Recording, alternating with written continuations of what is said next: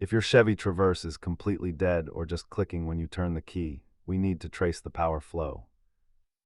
Nearly half of all electrical starting issues on the Traverse platform come down to basic battery health or poor terminal contact. Before you start buying expensive parts, let's follow a logical diagnostic path to find the real culprit. Start with the basics by checking for terminal corrosion and ensuring your battery is actually holding a full charge.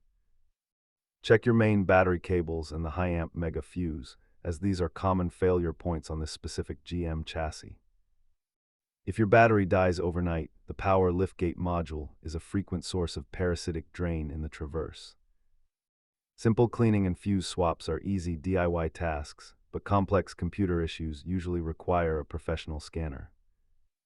Costs range from a few dollars for a fuse to nearly $1,000 for a body control module replacement. A bad engine ground can mimic a dead starter, so always perform a voltage drop test on the main ground strap.